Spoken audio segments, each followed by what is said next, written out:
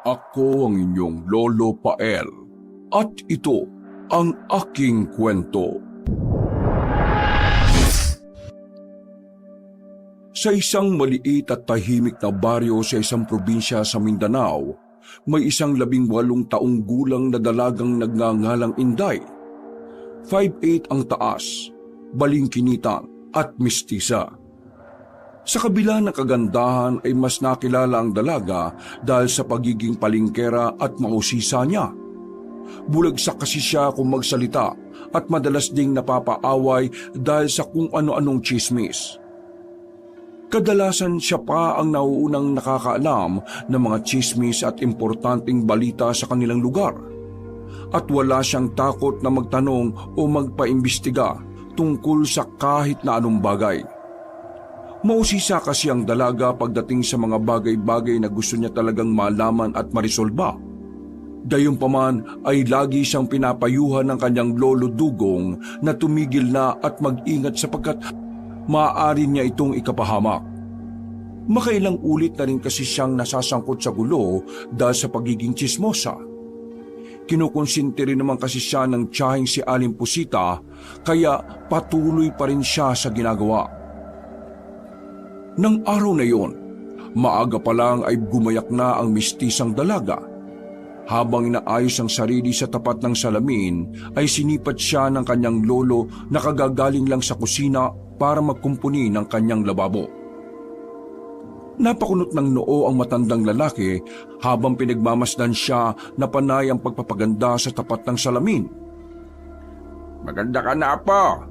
Kaya di mo na kailangan magpanay-panay ng tingin sa salamin. Ay, salamat po, Lolo. Alam na alam niyo po talaga na maganda talagang apo niyo no? Teka, Inday. Bagong ligo ka't nakabihis. Saan ka na naman pupunta niyan, ha? Pupunta lang po ako sa bukuhan, Lo. Nagpapakuha po kasi si Chapusit ng mga ibibenta niyang suka. Kasama ko naman po si Yime. Aba, at naligo ka pa talaga at nagbihis. Kukuha lang naman pala ng mga suka. Di, bangangamoy ka rin yan. Ikaw talaga, oh. Hayaan niyo na po ako, Lo. Mainit po kasi sa labas. Maliligo na lang ulit ako mamaya pag uwi. Siguraduhin mong uuwi ka kagad pagkatapos ng mga inuutos ng tiyahid mo, ha? Baka kung saan-saan ka na naman mapadpad niyan. Si Lolo talaga. Masyadong tamang hinala. Opo, uuwi po ako kagad. Kasama ko nga po si Yeme. Alam niyo naman, hindi po pwede magtagal sa labas ng bahay. Sus, narinig ko na yan. Sige na, bilisan mo nang mag-ayos dyan. Dahil kanina ko pa nakikita si Yeme na naghihintay sa kubo natin. Opo, Lo. At naalala ko nga pala, huwag muna kayong dadaan doon sa gilid ng tulay, ha? Karirinig ko lang na ngayon dyan sa mga dumadaan sa labas na may gumuho raw sa gilid ng ilog. Pinag-iingat muna ang mga tao dahil baka magpatuloy pa yung pag-uho dahil medyo malambot pa yung parting yun dahil sa malakas na ulan nung nakaraang linggo. Delikado. Ay, hala, talaga po? Natapik na lang na matandang lalaki ang kanyang noo nang makita ang reaksyon ng apo. Nagsisituloy siya kung bakit niya pa sinabi ang tungkol sa bagay na yon. Alam niyang hindi siya susundin ng dalaga kahit sinabi na niyang delikado. Nang matapos ng magpaganda sa harap ng salamin, ay napangiti na lang ulit ang dalaga bago magpaalam sa kanyang lolo at lumabas na ng munti nilang bahay. 1 taong gulang pa lang si Inday nang iwan siya ng kanyang nanay Moria sa pangangalaga ni Lolo Dugong. Bumalik kasi ang ginang sa Maynila para hanapin ang asawang Meksikano na si Jose. Pero hanggang ngayon ay hindi na nagpakita pa ang kanyang ina. Kaya naman si Lolo Dugong na ang kinalakihang magulang ni Inday. Wala na siyang ibang itinuturing na pamilya maliban sa matandang Ginoo. Pero may ilan pa rin naman silang malalayong kamag-anak na kahit papaano ay naaliw sa pagiging palingkera niya. Katulad ni Chapusit, Naggiliw na giliw sa dalaga lalo na kapag nakakapagbigay siya ng impormasyong nagagamit sa pakikipagtsismisan. Ang nasabing ginang na rin ang tila naging ina-inahan ni Inday at close na close sila, pati ng anak nitong si Yime, nakasabayan niyang nagdalaga. Makalipas ang ilang minuto, kasama ang matalik na kaibigang si Yime ay narating na nga nila ang bukuhan. Sinalubong sila ng tiyabi nilang kababata na si Paulo. Isa rin sa mga kasakasama nila sa kulitan at kung ano-ano pa. Nandoon ang binata dahil tumutulong ito sa pagbaba ng ilang buko dahil tag-harvest ngayon. Nag-apiran kagad silang tatlo habang nakangiti sa isa't isa. Ganun kasi madalas ang kanilang batian kapag nagkikita. "Oh, ba't nandito kayo ha? Mga bagong ligo pa kayo ha? Tapos dito lang kayo magpupunta? Mga ngasim din ang amoy nyo niyan." Kukuha kami ng mga suka na ibebenta ni Chapusit. Patulong naman maglagay sa kariton tapos kami na magtutulak ni Yime. "Sure ba? Basta kayong dalawang magaganda kong kaibigan, nanginginig pa. Pero hintayin lang natin yung isang kariton. Inayos pa kasi, saglit lang naman yun." Sige lang, hindi naman kami nagmamadali eh. "Ay, siya nga pala. May sariwang sabaw ng buko ron ha. Kumuha muna kayo habang naghihintay. Kanina pa ako inom ng inom eh. Nabusog na nga lang ako eh." Maya-maya na lang din kami ni Yime. Kapag nagsimula na kayo, marami ba kayong i-harvest? "Yun oh, dami." Pagkaturo ng matabang binata sa umpok ng mga nyog na nakabalandra lang sa gilid ng maliit na storage, tila nanlaki ang mga mata ni na Inday at Yime. Hala ka, ikaw lang magsasako ng mga yan? Baka abutin ka na kinabukasan kung wala kang katulong yan, Pao. Magsasama pa daw si Bossing Vic ng ibang tao. Kaya nga siya nahuli. Malamang kasama yung idol mo. Idol? Sinong idol? Di sino pa ba? Di yung idol Bilino mo. Yak, ikaw na lang mag-isa ka, Pao.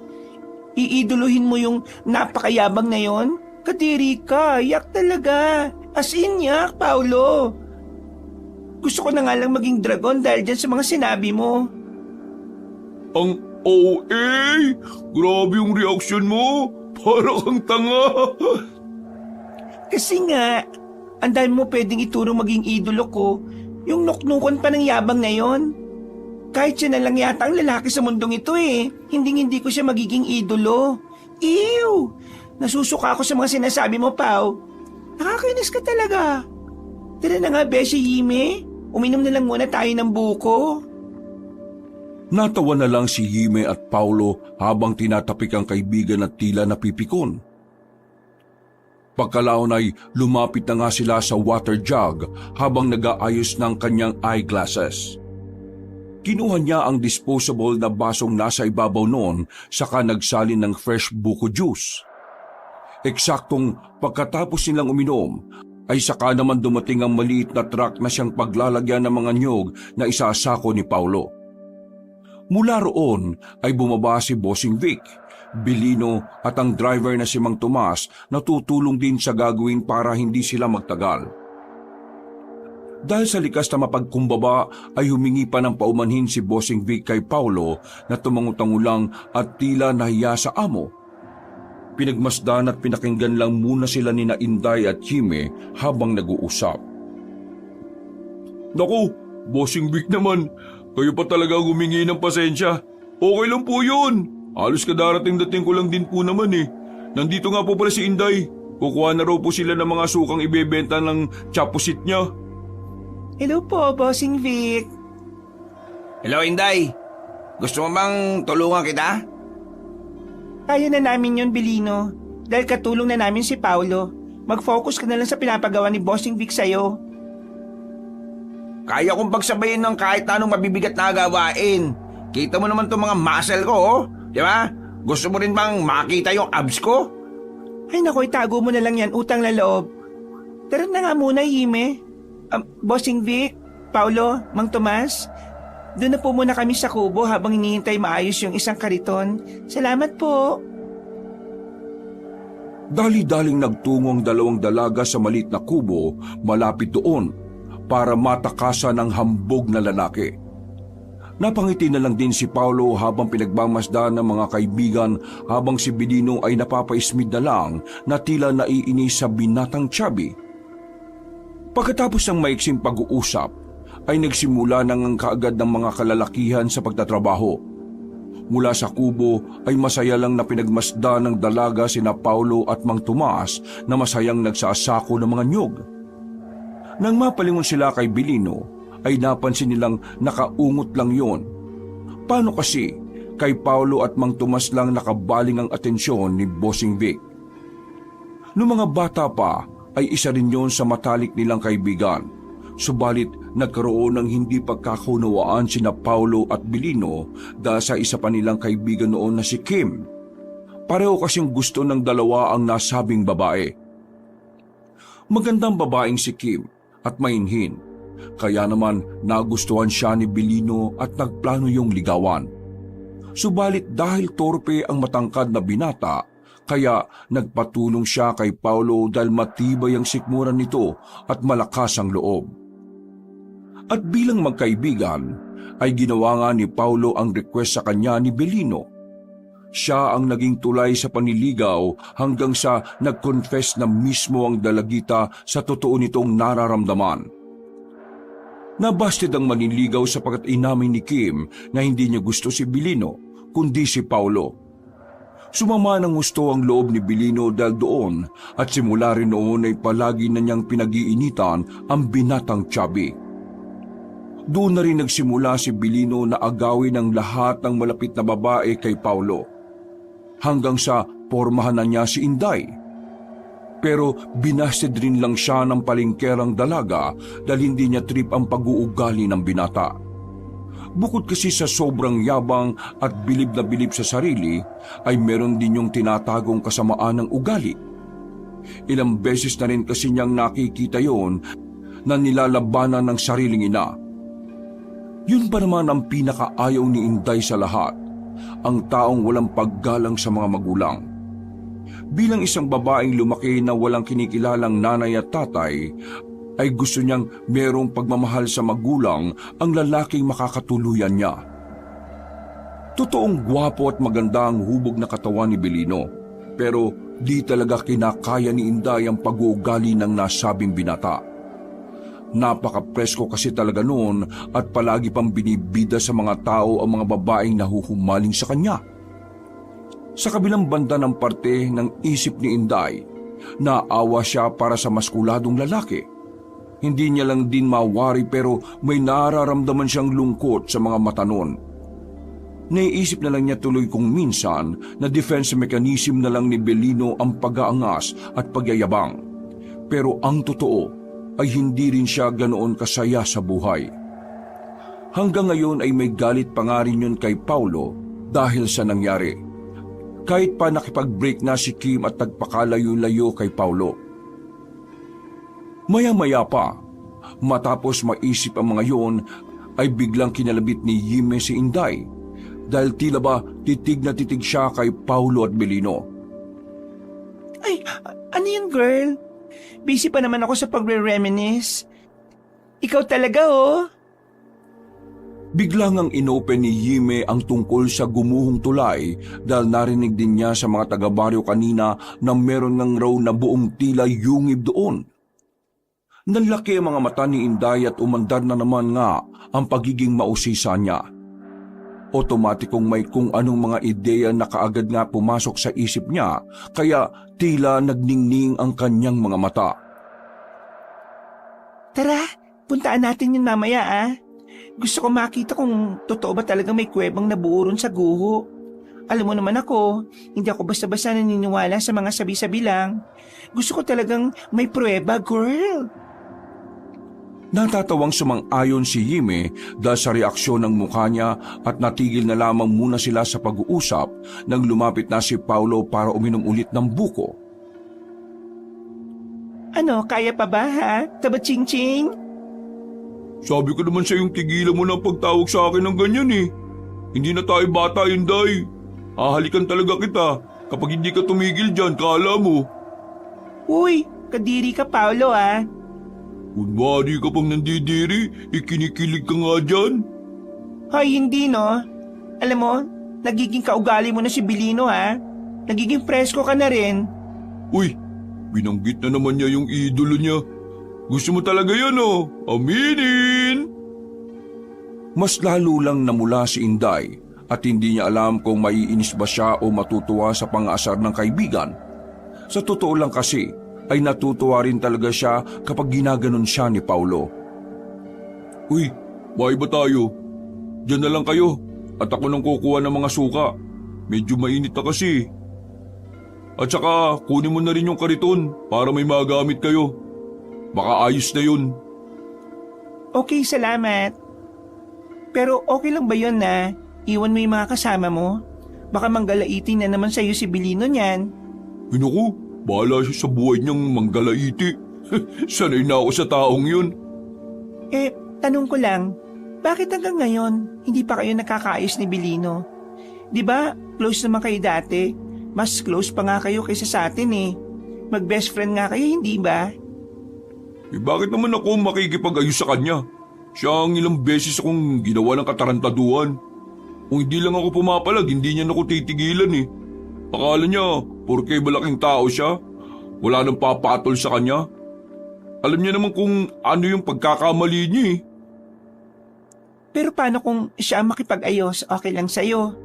Oo naman, yun lang din naman ang hinihintay ko eh.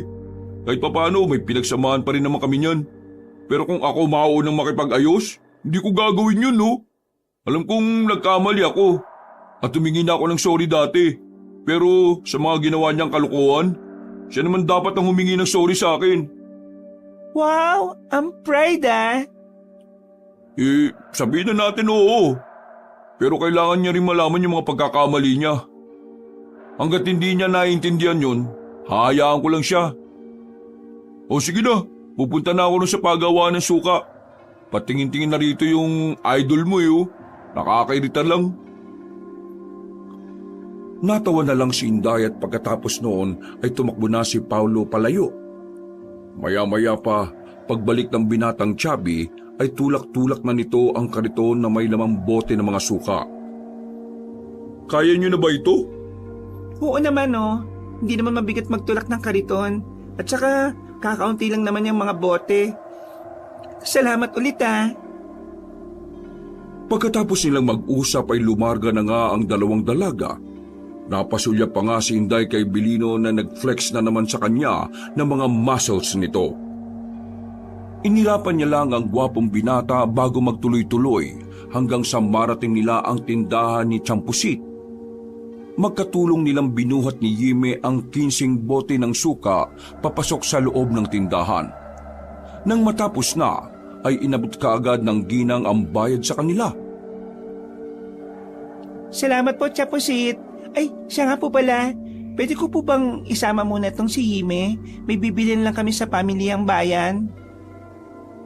Pumayag naman ng ginang pero katulad ni Lolo Dugong ay nagpayo rin yun sa kanila na wag munang magpunta sa gilid ng tulay dahil nga nagkaroon ng pagguho roon. Subalit dahil sa matigas ang ulo ni Inday ay hindi niya sinunod ang payo ni Champusit. Tumungo pa rin sila ni Yime sa gilid ng tulay para mag-usisa ng mga kaganapan doon. Naabutan nila roon ng ilang kapulisan at iba pang mga opisyalis na nagsusuri sa nasabing lugar. At katulad nga ng naririnig sa bali-balita ng mga taga-baryo ay meron ngang nabuong maliit na yungib sa nasabing guho. Kahit na ipinagbabawal ay pinilit pa rin ni Inday na malapitan ng nasabing maliit na yungib. Inaawat na nga siya ni Yime dahil natatakot ang dalaga na baka makita sila ng mga pulis na naroon at masita pa. Saglit lang naman tayo, Yime. Hindi naman tayo papasok sa loob eh. Sisilipin ko lang. Kung gusto mo, dito ka lang at senyasan mo ko kapag may papunta na ron. Labag man sa loob, ay napatango na lang ang matalik niyang kaibigan kaya nagdire-diretso na siya sa pinakababa. Hanggang sa marating ang pinakabukana ng nabuong yungib.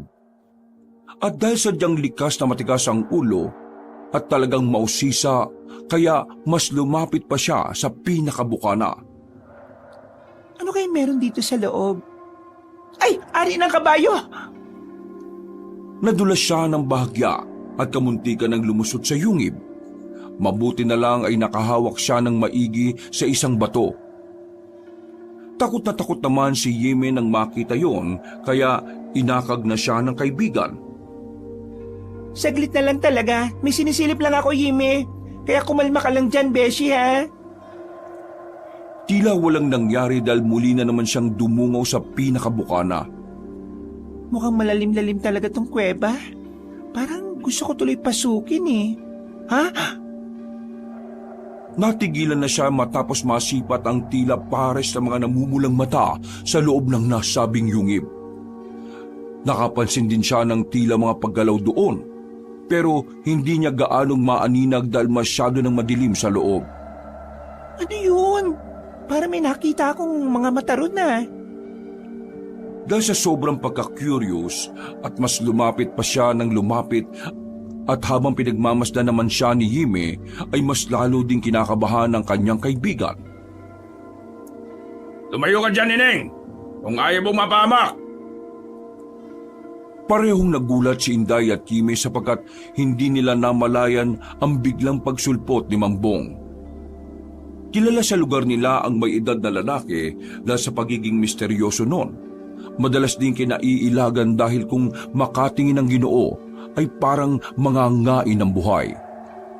Wala halos kalalakihan sa kanilang baryo ang nakakipag-usap sa kanya dahil nga sa nakakatakot na aura.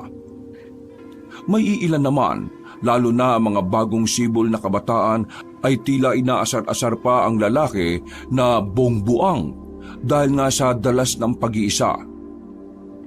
Ah, kayo pala, Mangbong? Ang sabi ko, lumayo ka dyan sa bukana ng kuweba. Baka mamaya may sumakmal na lang sa'yo dyan. Ah, okay po. Pasensya na, Mangbong. Salamat po sa paalala. Dali-daling pumanhik ang dalagang mausisa at bumalik sa matalik niyang kaibigan na kinakabahan na rin matapos makita ang Ginoo. Tinapik pa siya ni Yime na halatang natatakot na kasabay ng pag-aya sa kanyang umuwi na ng bahay. Hindi na nga nila pinansin pa ang matandang lalaki. Naglakad na sila palayo. At habang pauwi ng bahay ay kinuwento nga ni Inday sa matalik na kaibigan ang tungkol sa nakita niya sa loob ng yungib. Naniwala naman kaagad si Yime dahil kahit kailan ay hindi pa naman nagsinungaling sa kanya ang kaibigan. Kung tutuusin na, ay pinagkakatiwalaan si Inday sa kanilang lugar sa paghahatid ng mga impormasyon lalo na ng mga tsismosa. Dahil sa pagiging mausisa niya, ay para na rin tuloy siyang detective o reporter sa kanilang lugar. Yun nga lang ay madalas talaga siyang napagsasabihan ni Lolo Dugong dahil doon. Pag-uwi ng bahay, ay tumulong na nga muna si Inday sa gawaing bahay. Siya ang nag-ayos sa mga kalat na naiwan ng kanyang lolo para rin meron siyang magawa. Mabilis na lumipas ang oras. Pasado 9:30 ng gabi. Habang nagsasara ng bintana si Lolo Dugong, ay nagsalansa naman si Inday ng mga pinaghugasang plato. Nang matapos na, ay bigla silang nakarinig ng alulong ng aso mula sa hindi kalayuan. Sa sobrang lakas nito, ay gumapang ang matinding kilabot sa buong katauhan ng dalaga, kaya sa unang pagkakataon ay bigla siyang kinabahan. Takot siyang tumakbo sa sala kung saan ay naabutan niya ang lolo na napapasign of the cross habang nakadungaw sa bintana at nakatanaw sa malayo. Narinig mo ba yung alulong na yon, Apo? Opo. Nagtayuan nga po yung mga balahibo ko sa takot eh. As in, nakakatakot po talaga, Lo. Parang ngayon lang po ako ulit nakarinig ng ganong klaseng alulong. Ako man din, Apo. Sige na at magpunta ka na sa kwarto mo. Dahil anong oras na rin naman. Huwag mong kalimutan magdasal bago matulog, ha? Opo, matulog na rin po kayo pagkatapos nyo dyan. Apo, sige. Nagtungo na nga kaagad si Inday sa kanyang silid at katulad ng sinabi ng kanyang lolo ay nagdasal muna siya bago matulog. Kinabukasan ay isang nakabibiglang balita ang bumungad sa kanilang maglolo. Pagkagising ni Inday, nakita niya si Lolo Dugong nakausap si Tiyang Pusit. Pasimple siyang lumapit sa dalawa kaya narinig niya ang masamang balita. Ayon nga sa ginang ay may nakita raw patay na katawan ng tao sa mismong bukana ng kuweba. Hanggang ngayon ay iniimbestigahan pa rin ng mga kapulisan kung anong ikinamatay ng nasabing biktima. Pag-alis ni Tiyang Pusit, napansin ni Lolo Dugong ang apo sa gilid ng bakuran kaya nilapitan niya kagad yun. O apo, anong ginagawa mo dyan ha? Nagpapaaraw lang po. Huwag mo kung pinaglolo ko babae ka. Malamang nakikinig ka na naman sa usapan namin kanina ni Maring Pusit. Ikaw talaga, oh. Hindi ko nga po masyadong narinig eh. Pero totoo po ba yung sinabi niya na may natagpuan patay sa mismong bukana ng kuweba? Yung sa Gumuho ba mismo yun? Oo. Wala pang pahayag yung mga pulis kung sino yung biktima o kung anong sanhi ng pagkamatay. Ganun po pala. Oo. Kaya huwag ka munang magpupunta ron, ha? Nakikinig ka ba? Hoy! Opo, Lolo. Huwag mo kong ngiti-ngitian, Inday. Kapag nalaman ko nagpunta ka ron, nako, magagalit talaga ako sa'yo. Hindi po ako pupunta, Lolo. Promise po. Cross my heart, double-double o triple-triple pa. Mabuti kong ganon. Tara na muna sa loob para makapag-almusal ka na rin. Gumawa ko ng kaping bigas eh. Uminom ka habang mainit pa. Nag-almusal na nga muna sila at maya-maya pa ay may dumating na nga para magpagawa kay Lolo Dugong ng nasirang kabinet. Iniwan niya muna ang apo sa bahay at dahil walang magawa, kaya lumabas din muna si Inday. Pagpunta niya sa tindahan, ay abala naman si Tiyang Pusit at Hime kaya hindi na niya inistorbo ang matalik na kaibigan. Naglakad-lakad na lang siya hanggang sa madaanan niya si Mang Teban sa isang kubo na nakikipag-inuman ng tuba sa mga kapwa lasinggero. Wala sana siyang interes na hintuan ng mga yon, pero nakarinig siya ng bago sa pinag-uusapan ng mga kalalakihan. Tinatalakay kasi ng mga yon ng isang matagal ng kwento-kwento sa kanilang lugar na posibleng araw may kinalaman sa nakitang patay sa bukana ng yungib. Malapit lang kasi roon ng isang lumang bahay ni Mambong. Matagal nang naririnig ni Inday ang bali-balita patungkol sa nasabing Ginoo. Pero wala naman ni isang nakapagpatunay kung totoo nga ba yon. Ay nako, yan na naman sila sa kwento-kwento nilang aswang si Mambong. Napasandal sa gilid si Inday para sana makinig pa. Pero nang mapansin siya ni Mang Teban ay tinawag siya nito at pinagtagay ng tuba. Napangiwi ang dalaga habang tinatanggihan ang nasabing Ginoo. Umalis din siya kaagad dahil baka mapilit pa siya. Wala pa naman pinipili si Mang Teban na patagayin lalo na kapag lasing na. Ay naku, loko-loko talaga yung taong yon. Hindi nag-iisip. Talagang patatagayin pa ako ng tuba. Baka ba akong umiinom ng alak? Natigilan na siya nang makita si Mang Bong na naglalakad papunta sa kung saan. May dala yung sako at nang mabaling doon ang atensyon ng dalaga ay nagulat siya dahil may gumagalaw sa loob ng sako. Ha? Ano kaya laman ng sako na yon? At dahil sa narinig niyang usapan kanina ng mga lasinggero, kaya naman sinundan niya ang nasabing Ginoo. Hanggang mapunta na sila sa pinakadulong bahagi ng baryo. Meron doong taniman at sa gitna noon ay may mga kapunuan. Hindi na sana niya susundan dahil wala na siyang nakikitang ibang tao maliban sa kanilang dalawa. Kaya lang ay mas umandar ang pagiging mausisa niya, kaya sa huli ay sinundan pa nga rin niya si Mambong. Anong gagawin niya ron sa kapunuan?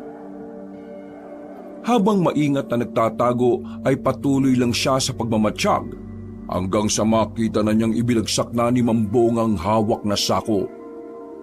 Narinig ng dalaga na umungot ang aso pero nabigla na siya sa mga sumunod na nangyari. Dumampot ang Ginoo ng malaking bato at saka pinagpupupukpok ang nasa loob ng sako. Sa gulat ni Inday ay napaatras siya, dahilan para makagawa ng ingay. Napatingin tuloy sa kinaroroonan niya si Mang Bong na mas lalo niyang ikinagulat. Kitang-kita niya ang matalim na tingin ng Ginoo kaya dali-dali siyang tumakbo palayo at hindi na lumingon sa likuran. Nang makalayo na, ay saka siya uminto saglit sa isang gilid habang hingal na hingal. Nakita ko ni Mang Bong. Baka kung anong gawin niya sa akin. Naloko na. Nagpatuloy na siya sa paglalakad hanggang sa makita na nga niya ulit si Mang Teban na pasuray-suray sa paglalakad. Huminto ang Ginoo at tumapat sa puno saka nagsalita ng nagsalita na para tong kinakausap. Napailing na lang ang dalaga habang pinagmamasda ng lasinggerong Ginoo. Kaya ka iniwan ang asawa at anak mo eh. Natigilan siya nang mapalingon sa kanya ang Ginoo. Ngumiti pa yun at kumaway-kaway kaya naglakad na siya palayo. Baka kasi lapitan pa siya noon, kaya mas minabuti pa niyang iwan ang lasing na lalaki. Pero pakbang pa lang siya palayo, ay narinig na niya ang isang kalabog. Paglingon niya sa kinaroroonan ni Mang Teban ay nakasandal na yon sa gilid ng puno at halatang nahihirapan. Napaungot siya at walang nagawa kundi saklolohan yon. Naku naman, Mang Teban, bakit kasi ang hilig mong magpakalango eh? Hindi ka man lang nagtira sa pag-uwi mo. Kung masamang tao lang talaga ako, hay nako, iniwan na kita talaga rito na mag-isa. Walang choice si Inday kundi ihatid ang lasing na lalaki sa bahay nito. Nang iuwi naman niya ng ligtas ang Ginoo at nang pabalik na siya sa kanilang bahay, ay bigla na lang niyang naisipan na dumaan sa guhong malapit sa tulay. Pagdating doon, ay tahimik na ang paligid dahil magtatakip silim na rin. Kumpara kahapon ay mas lumawak na ang nasasakupan ng yellow tape dahil marami na nga ang makukulit katulad niya na pilit sumisilip sa yungib. Nang maalala niya ang balita tungkol sa natagpuang patay sa bukana ng kuweba, ay napaisip na naman tuloy siya. Sino kaya yung namatay? Taga rito lang kaya yun sa amin? Sana naman hindi. Napabuntong hininga na lamang siya bago maglakad palayo sa nasabing guho. At nang pabalik na, ay hindi naman sinasadyang napadaan siya sa bahay ni Mang Bong. Napagtanto niya lang yon nang makita sa hindi kalayuan ang nilulumang bahay ng Ginoo. Dahil tuloy doon ay naalala niya bigla ang nangyari kanina. Ang nasaksihan niyang pagpatay ni Mang Bong sa asong nasa loob ng sako. Bakit ba dito ko naisipang tumaan? Paano kung nakabalik na si Mang Bong at makita ko? Naku naman oh. Nang nasa tapat na siya ng lumang bahay, bigla na lang siyang huminto. Umandar na naman kasi ang pagiging mausisa niya matapos makaisip ng kakatuwang bagay. Iginala niya ang tingin sa palibot ng lupain. Ano kaya ang ginawa ni Mang Bong dun sa asong pinatay niya? Baka katulad nga ng sinabi ng mga tao tungkol sa kanya.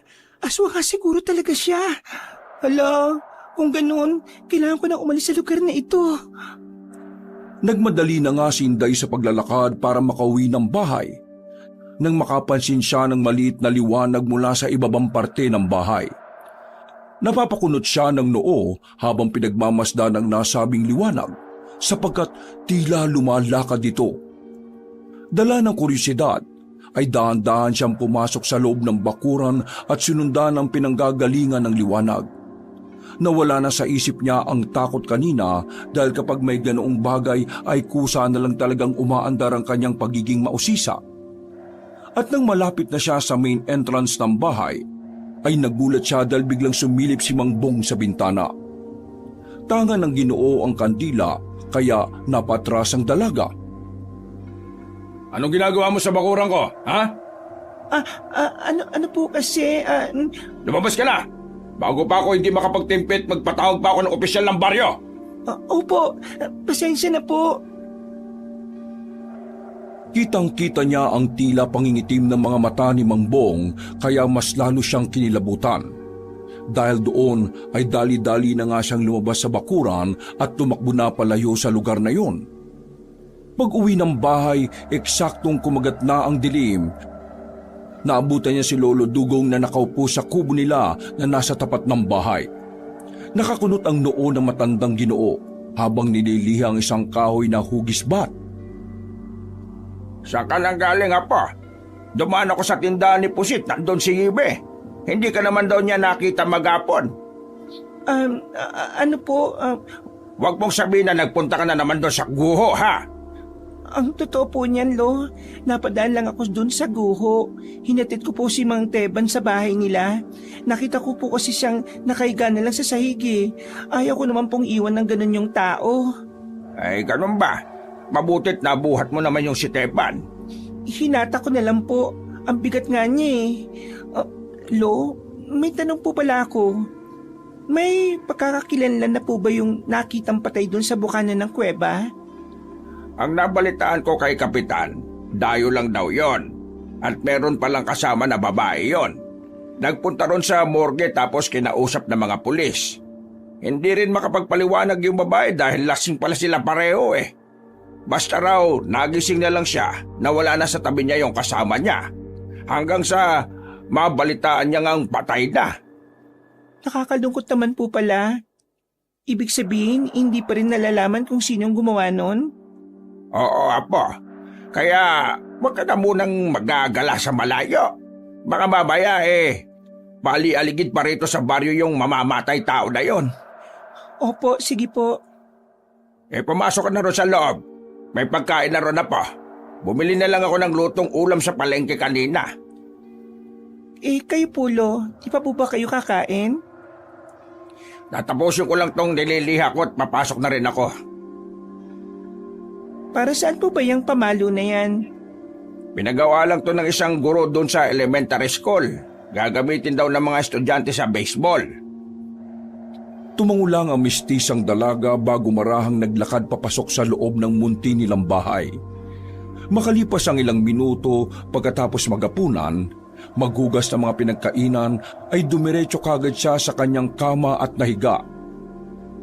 Habang nakatingin sa bubungan, ay sumagi na naman sa isip niya ang tungkol sa ginawa ni Mambong sa kapunuan. Ano kayang ginawa niya sa aso pagkatapos niyang patayin? Kinain niya kaya? Siguro. Tama mga taga-baryo na aswang si Mambong. Simula ngayon, palagi ko na siyang mamatyagan. Natigilan na siya at bumangon matapos muling makarinig ng nakakakilabot na alulong ng aso mula sa hindi kalayuan. Sumilip pa siya sa bintana ng kanyang kwarto bago hawiin paloob ang kurtina. Pagkatapos noon ay lumabas siya at naabutan nga si Lolo Dugong na nakasilip sa bintana ng kanilang sala. Lolo, may asong umaalulong na naman po. Parang katulad din kagabi. Kaya nga po, ikandado mo ng maigi ang bintana sa kwarto mo, ha? Maglagay ka ng asin doon. Asin? Bakit po? Hindi normal ang ganitong pangyayari. 2 beses na magkasunod na gabi na may umaalulong na aso. Ibig sabihin lang yan ay may nag-iimbita na naman kay kamatayan sa baryo natin. Ibig sabihin po ba, may mamamatay na naman ngayong gabi, Lo? Hindi ko rin alam, Apo. Ang sigurado lang ako kapag may umaalulong na aso, ibig sabihin lang nun tinatawag niya si kamatayan. Bago ka matulog huwag mo kalimutan magdasal, ha? O sige na, matulog ka na. Opo, Lo. Nang nasa sariling silid na, ay nagdasal na nga muna kaagad siya, katulad ng bilin ni Lolo Dugong. Paghiga ay napatingin ulit si Inday sa bubungan habang patuloy na napapaisip sa mga sinabi ng kanyang lolo. Sana naman wala mapahamak sa mga taga-baryo. Nagpikit na siya ng kanyang mga mata, pero tumatakbo pa rin sa isip niya ang tungkol sa mga nangyari. Hanggang sa mapaniginipan na niya ang nangyari. Naabutan niya ang sarili na nakatayo sa tapat ng bahay ni Mang Bong at nang igala niya ang paningin ay nakarinig siya ng sigaw ng aso. Sinundan niya ang ingay hanggang sa dalhin siya ng mga paa niya sa likod, sa bandang kusina. Hindi na niya narinig ang pagsigaw ng aso. Napalitan niyo ng ingay na parabang merong nagtatadtad ng kung ano. Dala ng pagkamausisa ay maraan siyang lumapit sa bintana at maingat na sumilip dito. Kitang-kita niya sa kusina ang ginagawa ni Mambong. Tinatadtad ng Ginoo ang kaawa-awang aso. Napabaling pa sa kinaroroonan niya ang dugong ulo noon na dilat ang mga mata habang nakalawit ang dila. Natutok ng dalaga ang bibig sa sobrang pagkabigla. Lalo na nang ilagay ng Ginoo ang piraso ng mga natsyap na karne ng aso sa kasirolang nakasalang nasa kalan. Hindi na hinugasan ng mga karne, kaya nagkalat ang dugo sa kung saan-saan. Sinasabi ko na nga ba, kinakain niya yung kaawa-awang aso. Grabe si Mambong. Bakit nandiyan kayo, Neng? Pumasok ka kaya rito at saluhan mo ako sa pagkain. Masarap ang karne ng aso, lalo na kapag maraming naiwang sariwang dugo na nanunuot sa kalamnan. Hindi na nakaimik ang dalaga dahil sa gulat nang bigla na lang sumulpot sa harapan niya si Mambong. Nakakatakot pa ang mga ngiti noon na halatang merong pakahulugan. Aalis na sana siya kaya lang ay biglang hinawakan ng Ginoo ang kanyang mga kamay. Nagtalsikan din sa mukha niya ang ilang sariwang dugo, kaya mas lalo siyang nagpumiglas. Mambong, bitiwan niyo po ako. Bakit ko naman gagawin yon, ha? Nakita mo na ang mga ginagawa ko, kaya hindi ka na pwedeng umalis dito. Parang awa niyo na po. Bitiwan niyo po ako. Nasasaktan po ako, Mambong. Masasaktan ka talaga kapag hindi ka sumunod sa mga sinasabi ko. Kumain ka! Bilisan mo! Nagpumilit na kumawag ang dalaga, pero hindi niya napaghandaan ang sumunod na nangyari. Bigla na lang isinalpak ni Mambong ang piraso ng mga karne ng nasabing hayop sa kanyang bibig. Pinilit niyang iluwa ang mga yon, subalit mas malakas ang kamay ng Ginoo na pilit na ipinalulunok yun sa kanya. Nang masigurong nalunok na ang karne, ay binitiwan na siya ng Ginoo habang humahalakhak na parang demonyo. Ano? Masarap ba ang karne ng aso? May mas masarap pa dyan at yun ang dapat mong tikman! Walang ano-ano ay bilang ipinakita sa kanya ni Mambong ang ulo ng isang tao. At ganun na lang ang pagkasindak ng dalaga pagkakita sa pinugot na ulo ni Mang Teban. Katulad ng aso ay nakadilat din yon at lawit ang dila habang inuuod at naaagnas na ang mukha. Sa sobrang takot ay napatili na si Inday habang nakumakaripas ng takbo. Hindi na niya alam kung saan siya dinala ng mga paa hanggang sa marating niya ang gilid ng tulay. Bago pa niya mamalayan yon, ay nadulas na siya sa guho at dumaus-us pababa hanggang sa mahulog sa kuweba roon. Meron siyang nakitang nakakatakot na nilalang. Namumula ang mga mata noon na bigla na lang siyang hinila pababa. Tulong! Tulong! Bigla siyang nagising matapos kumalampag ang sahig. Doon niya rin napagtanto na wala na siya sa papag kaya dali-dali siyang tumayo at kabadong napahawak sa iba't ibang parte ng katawan. Thank you, Lord. Masamang panaginip lang pala. Napasign of the cross siya bago umupo sa papag at saglit na pinagmuni-munihan ang napanaginipan. Kakaisip ko sa nangyari kagabi. Napanaginipan ko na tuloy. Pero paano nga kaya kung totoong niluto ni Mang Bong yung aso? Ay nako, ayoko na nga munang isipin yon. Baka mapanaginipan ko na naman. Nagkamot-kamot na lang siya ng ulo bago humarap sa salamin. Pagkahikab at pag-inat ng katawan, ay sa kanya hinawi pabukas ang kurtina ng bintana. Pagkabukas ng bintana ay nagliwanag sa loob ng kanyang kwarto dahil sa sinag ng araw. Sana maging maganda naman tong umaga ko. Kailangan ko maglibang-libang para mawala sa isip ko yung masamang panaginip ko na yon. Lord, gabayan niyo po ako sa umagang to. Salamat po sa panibagong buhay. Ingatan niyo rin po ang lolo dugong ko pati na ang mga mahal ko sa buhay. Salamat po. Nag-inat-inat uli siya ng katawan bago ayusin ang pinaghigaan. Nang makapaglinis na sa loob ng kwarto, ay sa kanya ulit pinagmasdan ang sarili sa salamin. Paglabas ng silid, ay napatingin siya sa kusina na abot na lang mula sa kanyang pwesto. Pagkadaka ay naglakad siya at sinilip ang kabilang silid. Wala roon ang kanyang lolo kaya napaisip siya.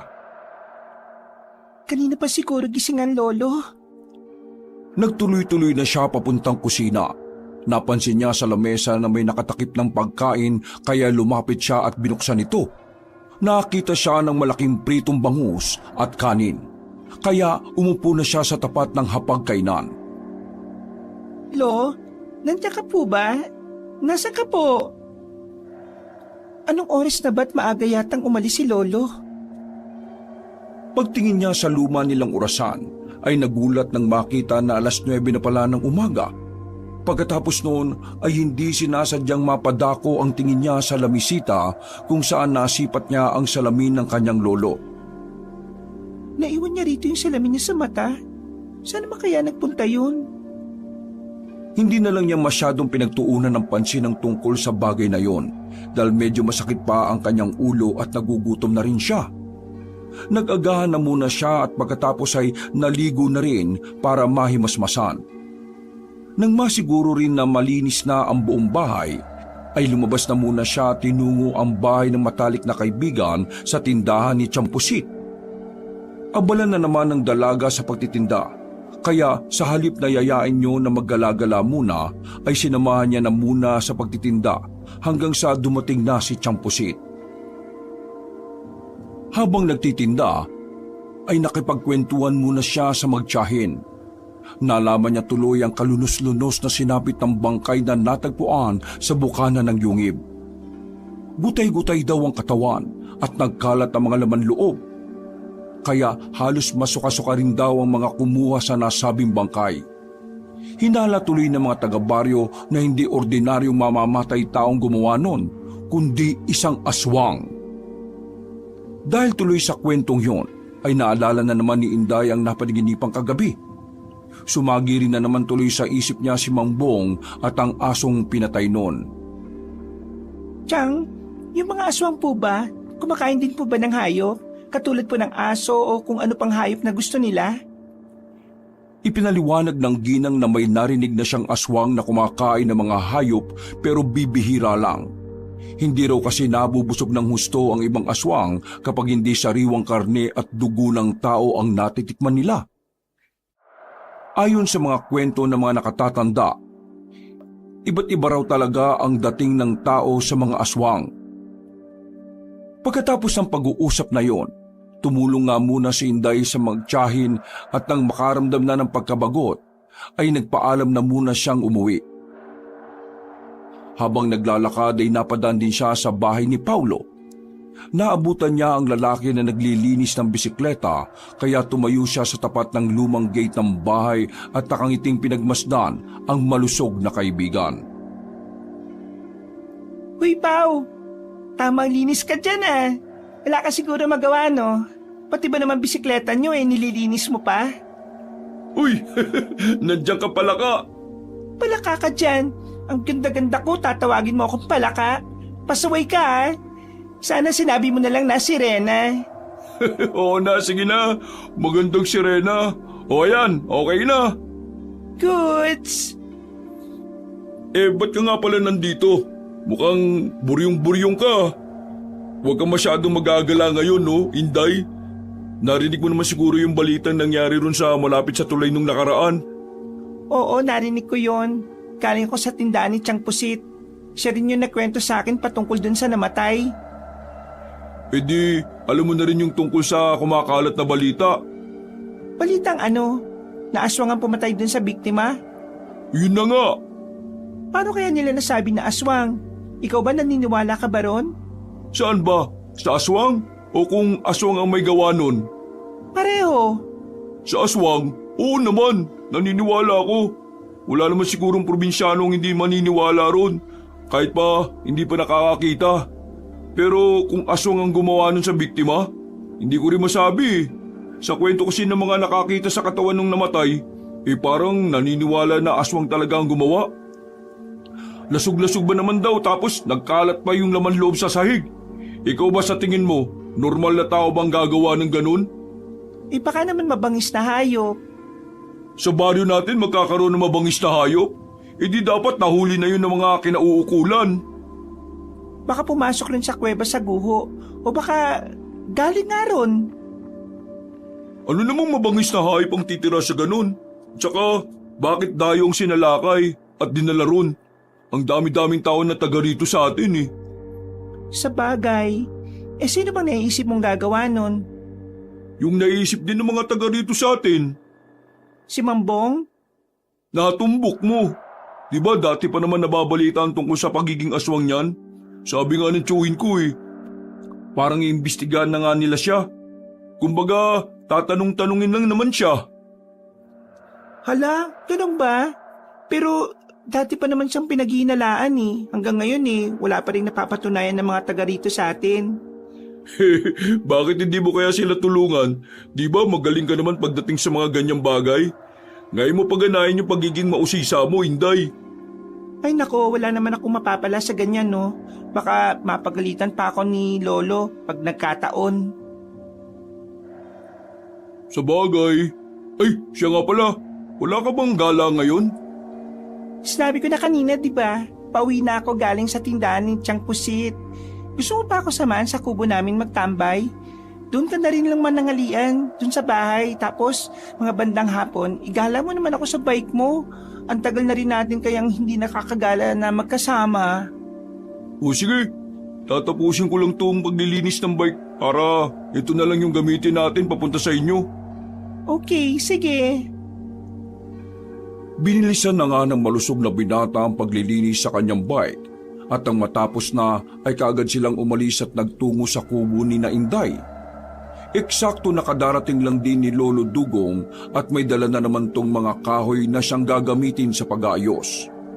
Umalis din kaagad ang matandang lalaki pero nagbilin muna siya kay Inday na kumain na lang dahil may nakahain naman na pagkain sa loob kanina pa. Nagpasalamat naman ang dalaga dahil kahit kailan talaga ay napakabait ng kanyang lolo. Hindi talaga hinahayaan ng matandang Ginoo na walang nakahain sa kanilang hapagkainan. Pagkaalis ni Lolo Dugong ay kumain na nga muna ang dalawa sa kubo at para meron silang mapag-usapan ay sinabi nga ni Inday ang nakita niya noong nakaraang hapon. Ha? Seryoso ka ba dyan sa sinasabi mo? Talagang nakita mo si Mangbong doon sa kapunuan sa gitna ng bukid? Oo nga. Hinahamon na nga ng konti ang boses mo. Nakita ko nga siya doon na nakaraan. May bitbit siyang sako. At sigurado akong asong laman nun kasi may iyak-iyak yung hayop tapos pinalo-palo niya yung sako. Aso ba yung sinasabi mo? Kaya pala nawawala yung aso ng kapitbahay namin. Nung nakarang araw pa hinahanap yun eh. Nakita mo ba kung anong ginawa niya sa aso? Hindi na eh. Nakita niya kasi ako tapos tumakbo na ako. Kaya hindi ko na alam kung anong ginawa niya sa aso. Dapat malaman niya ng mga nanunungkulan sa atin para maimbestigahan nila si Mangbong. Naku, wala tayong sapat na ebidensya. Hindi ka po pwedeng magsumbong sa kinaukulan kapag ganon. E di pumunta tayo sa kapunuan para makasiguro tayo. Tapos saka tayo magsabi sa mga opisyal ng baryo. Pagkatapos mananghalian ay naglinis muna ng kusina ang dalaga pati na rin ng buong bahay. Nagpahinga rin sila saglit dahil medyo mainit-init pa. Pagsapit ng mga bandang 3:00 ng hapon ay nagbike na nga sila papunta sa bukid. Dinaanan nila si Yime sa tindahan at dahil wala nang masyadong ginagawa kaya pumayag din si Champusit na sumama to sa kanila. Hindi na lang nila sinabi ang gagawin dahil siguradong magagalit ang ginang.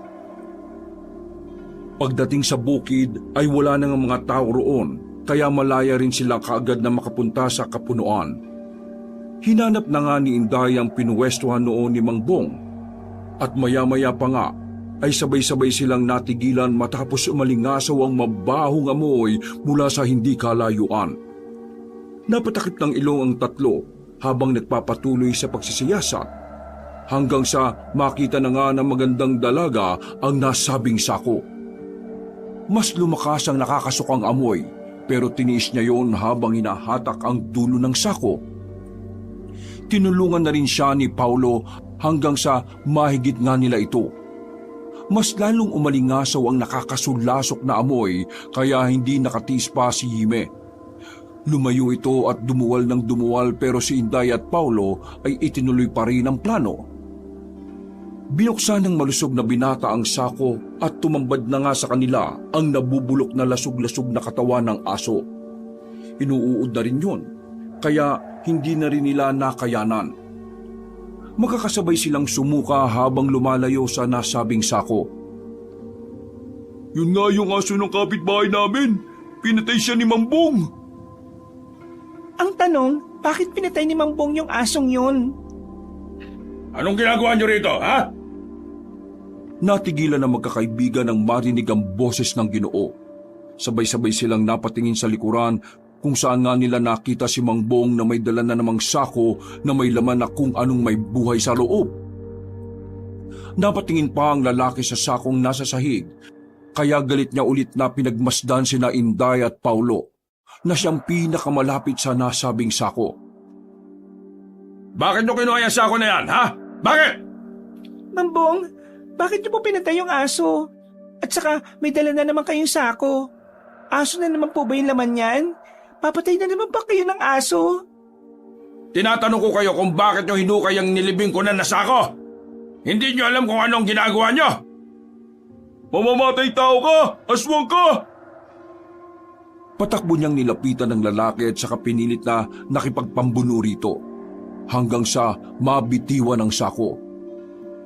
Lumagpak yun kaya napaungot ang laman na napag-alaman nilang isa na naman palang aso. Nagalit ang Ginoo kaya hinawakan yun si Paulo sa braso. Nagpumiglas ang malusog na binata pero masumigpit ang pagkakahawak sa kanya. Pagkatapos noon, ay kitang-kita ng tatlo kung paano mag-iba ang itsura ng mukha ni Mangbong. Matapos yung makita ni Hime ay napatili siya ng malakas dahil sa takot. Dahil din naman doon, kaya tila nahimasmasa ng Ginoo na bumalik din kagad sa dating itsura ang mukha. Sinamantala naman yun ni Paulo kaya pumiglas kagad siya at tumakbo palayo. Nakuha niya rin ang sako at kaagad tong inilayo sa aswang. Inday! Hime! Takbo na! Bilisan nyo! Baka kung ano pang gawin sa atin ng aswang na yan! Hindi nyo alam ang mga pinagsasabi nyo! Ibalik nyo sa akin ang sako na yan! Walang iya kang bata ka! Manigas kang aswang ka! Paulo, tara na! Bilisan mo na! Baka sundan pa niya tayo! Dali-dali na nga tumakbo ang magkakaibigan palayo sa nasabing kapunuan. Hindi sila tumigil hanggat hindi sila nakakalayo kay Mambong. Maya-maya pa ay dumiretso na nga sila sa tanggapan ng baryo dala ang sako at doon ay ipinaliwanag nila ang lahat kay Kapitan at sa iba pang opisyal. Kagad nang kumalat ang balita sa buong baryo at umaksyon na rin ang mga kinauukulan. Hinanap nga nila si Mangbong pero hindi na nila yun naabutan sa kapunuan na nasa gitna ng bukid. Naisauli rin ang isa pang aso ng kanilang kapitbahay na dinala ni Paulo, saka kinuha na rin ang isa pa na nabubulok na at wala ng buhay. Nang malaman nga ni na Lolo Dugong at Chapusit ang nangyari, ay kaagad din nilang pinuntahan sina Inday, Hime at Paulo sa tanggapan. Pagkakita nga ng ginang sa pamangkin niya, ay pinagsabihan niya ito dahil lubhang mapanghanib ang kanilang ginawa. Apa, kasasabi ko lang sa iyo, di ba? Huwag kayo masyadong maging mausisa sa mga bagay-bagay na baka ikapahamak ninyo. Paano kung may kung anong gawin sa iyo ang bong na yon, ha? Sorry po, Lolo. Sorry ka lang naman. Tapos ilang linggo lang gagawin mo na naman ulit. Hindi ko na alam kung anong gagawin ko sa iyo Isinama mo pa tong si Hime at ikaw naman, Paulo. Ikaw ang lalaki. Hindi mo man lang pinigilan tong si Inday. Pasensya na po kayo, Lolo Dugong. Huwag yun na pong pagalitan si Inday. Dahil ako naman po talaga nagpumilit sa kanya na pumunta sa kapunuan para mahanap yung pinaglibingan doon sa aso. Sana man lang, sinabi niyo muna sa mas may nakakatanda sa inyo. Paano kung napahamak kayo ron? Lo, di naman po kami napahamak Huwag na po kayo magalit. Napabuntong hininga na lang ang matandang lalaki bago hinarap si Chang Pusit para humingi rin ng pasensya. Makalipas ang ilang minuto, ay umuwi na nga silang maglolo, ganun din ang iba pa. Samantalang ang mga opisyal naman ng baryo ay patuloy na naghahanap kay Mambong. Habang nasa tapat ng hapagkainan, ay tahimik lang si Inday na kumakain. Pinakikiramdaman niya rin kasi ang kanyang lolo dahil alam niyang dismayado pa rin yun sa kanya. Walang umiimik sa kanilang dalawa hanggang sa matapos na lang sila sa hapunan. Pero nang naguhugas na ay hindi rin nakatiis ang dalaga dahil hindi siya sanay ng ganon. Pagkatapos niyang maghugas ng mga pinagkainan ay nilapitan niya si Lolo Dugong at niyakap yon habang nagsasara ng bintana. Lo, sorry po talaga sa nangyari. Promise po talaga hindi ko na po yun uulitin. Kung sakali man na meron akong nalaman, sa inyo ko po muna sasabihin kaagad. Sorry na po talaga, Lo. Uling pagtanggap ko na talaga to ng paghingi mo ng tawad. Kapag inulit mo pa talaga yan, Apo, bahala ka na sa buhay mo. Hindi na kita sasawayin kahit na kailan. At kung may mangyari sa'yo, abay, titiisin na talaga kita. Hindi na po talaga ako uulit. Kaya huwag na po kayo magalit, Lo. Hola, sige na. Hindi na ako galit. Sige na, at mag-asikaso ka na ng pagtulog mo. Huwag mo kakalimutan na magdasal, ha? Opo, thank you po, Lolo. Mahal na mahal ko po kayo. Nakahinga na ng maluwag ang dalaga pagdating niya sa kwarto. Nagdasal nga kagad siya ng pasasalamat sa Panginoon at humingi na rin ng proteksyon para sa kanilang maglolo, maging sa iba pang malalapit sa kanya. Nang matapos na, ay humiga siya at humarap sa bubungan at makalipas lang ng ilang minuto ay unti-unti nang ang ninakaw ng antok ang kanyang diwa. Subalit, hindi pa man lumalalim ng gusto ang kanyang pagtulog, ay napabalikwas na siya ng bagon matapos makarinig ng malalakas na kalabog mula sa bubungan. Hindi kaagad siya nakakilos sa higaan dahil pinakiramdaman niya muna ang bubong at doon nga ay napansin niya na parang may naglalakad doon. Sinundan niya ang tinatahak ng yabag hanggang sa mapadako ang tingin niya sa bintana. Kitang-kita niya ang anino ng isang tao na nagre-reflect mula sa kortina kaya kinumutan kagad siya ng takot. Naalala niya rin kasi na hindi niya nga pala nakandado ang bintana. Hinawi niya lang ang kortina bago matulog. Pero sa kabilang banda, umandar naman ang pagiging mausisa niya. Kinakabahan man subalit dahil sa kagustuhang makita kung sino ang nasa labas ng bintana, kaya marahan siyang lumapit doon. Nanatili naman ang nasabing anino ng tao kaya hindi na rin siya nakatiis. Sino yan? Hindi niyo dapat ginawa yun, Ineng. Mangbong? Hindi niyo dapat kinuha ang mga asong yon. Hinayaan niyo na lang dapat sana ako na mailibing sila. Bakit niyo po kailangan patayin ng mga asong yon? Ano pong dahilan niyo? Inihikayat nila ang kamatayan. Sila ang mga gumigising sa mga nilalang sa yungib. Kaya kasalanan niyo kapag meron na namang namatay. Sinasabi niyo, hindi po ba kayo ang aswang? Kayo po ang pumapatay sa mga aso at sa taong yon sa bukana ng kuweba. Natigilan na ang dalaga dahil narinig niyang umangil na parang mabangis na hayop ang kausap niya sa labas ng bintana. Nakakatakot man, ay marahan pa rin niyang hinawi ang kortina dahil nakukuryos siyang makita si Mangbong na nasa anyong aswang. At ganun na nga lang ang pagkagulat niya nang makita ang Ginoong nagmistulang paniki ang mukha. Namumula at nanlilisik ang mga mata noon. Kayo mismo ang nagbigay ng daan para mapahamak ang mga taga-baryo. Hindi na napagandaan ni Inday ang mga sumunod na nangyari. Bigla na lang kasi siyang hinawakan ni Mambong sa ulo at pagkatapos ay tila pinisilyo ng kabilaan niyang sentido. Sa isang iglap ay biglang napunta ang dalaga sa isang pamilyar na lugar. Sa tabi ng tulay kung saan nagkaroon ng guho at merong nabuong kuweba. Sumilay kagad ang kaba at pagtataka sa kanyang dibdib habang naglilibot ng tingin. Anong ginagawa ko dito? Paano ko napunta rito? Mambong! Anong ginawa niyo? Matapos siyang bigkasin yon, ay napatingin siya sa bandang ibaba. nakita kasi siya ng kakarampot na liwanag galing sa mismong loob ng kuweba. Habang nakatanaw doon ay bahagya siyang napaatras hanggang sa napasandal sa puno. Ilang saglit pa ay narinig na niya ang mga yabag mula sa loob ng kuweba na palakas ng palakas. Sa bawat pagtapak ng kung sino mang nandun ay naririnig niya rin ang nakakakilabot na garalgal at pag-ungol. Para bang may kung anong halimaw na gustong-gusto nang makalabas. Bumilis ang tibok ng kanyang puso habang nakaantabay sa pagsulpot ng kung sino mang nilalang na naroroon. Hanggang sa tumambad na nga sa kanyang paningin ang nakakatakot na nilalang. Mas nakakatakot pa ang itsura noon kay Mangbong kapag nag-aanyong aswang. Nangingintabang lahat na parang kaliskis. Namumula at nanlilisik ang mga mata. Mahaba ang nguso na may matatalim na pangil.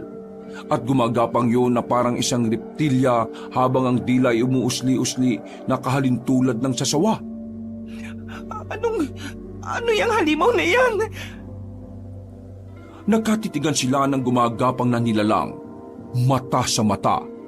Matagal at hindi niya nakuwang umiwas ng tingin sapagkat parang may nakahawak na kamay sa magkabila niyang pisngi na tila pumipigil para manatiling diretso ang kanyang tingin. Nakita niya ang nanlilisik na mga mata ng halimaw. Mga titig na parang lalamunin siya ng buhay, kaya naman mas lalong nadagdagan ng takot ang nararamdaman niya. Unti-unti na rin sumilay ang kilabot sa buo niyang katawan. Dahilan para lalong bumilis ang tibok ng kanyang puso, na halos nadidinig niya ng malakas. Nang umabot na ang tensyon na nararamdaman niya sa batok, ay pasimple siyang napahawak doon habang hindi pa rin nakakakilos. Nagsimula na rin mamanhid ang buo niyang katawan, dulot ng tensyon na lumulukob sa kanya. Parang lumulobo ang kanyang ulo kaya pakiwari niya ay para na siyang lulutang sa ere. Bigla siyang naghabol ng hininga, kaya pinilit niya ang sarili na gumalaw, subalit bigo siya dahil nakayupos na ang takot sa buo niyang pagkatao. Nang nasa tapat na niya ang nakakatakot na nilalang, ay mas tumalim pa ang tingin nito na may kahalong mabigat na puwersa na lalong nagpatindi ng tensyon sa paligid. Doon niya mas nakita ng kabuuan ang itsura nito na talaga namang nakakasindak. Para yung isang taong bayawak na handang pumatay sa isang maling galaw lang niya. Nakaisip ng tumakas si Inday, kaya lang ay hindi pa rin siya makakilos. At dahil sa hindi may paliwanag na mabigat na puwersa, ay damang-daman niya ang panginginig ng buong kalamnan na tila sumasagad hanggang sa buto at tumatagos sa kaluluwa. Nakikita mo yung nilalang na yan? Sa oras na muling nagtawag ng kamatayan ng mga aso sa baryo, babangon sila sa yungib at mambibiktima ng mga inosenteng tao. Kasalanan niyo to! Kasalanan niyo to! At wala akong kinalaman doon! Sa takot ng dalaga ay nagpumiglas siya at nagsisigaw dahil sa takot. Wala po akong alam sa mga sinasabi ninyo. Tulong! Tulong, Lolo Dugong! Tulong! Bago pa matapos ni Inday ang sasabihin, ay ginapang na siya ng taong bayawak na nagbabadyang manakal.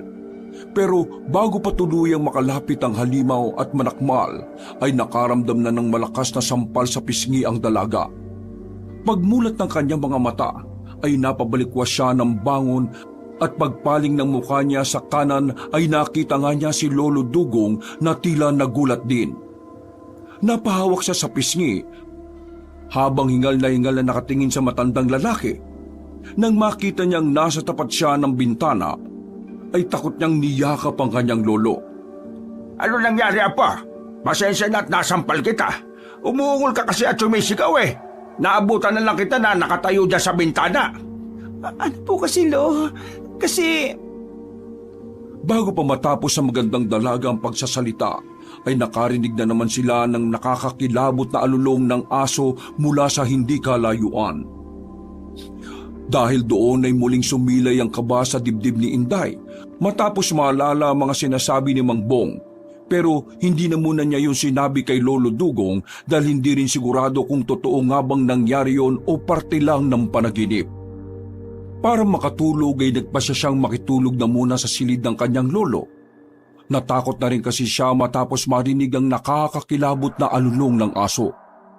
Sa awa ng Diyos ay naging mahimbing din naman kagad ang pagtulog niya kahit pa nag-aalala sa mga mangyayari. Kinabukasan ay nabulaho na naman ng mga taga-baryo dahil sa nakakagulat na balita. Hindi lang isa, kundi dalawa ang naging biktima.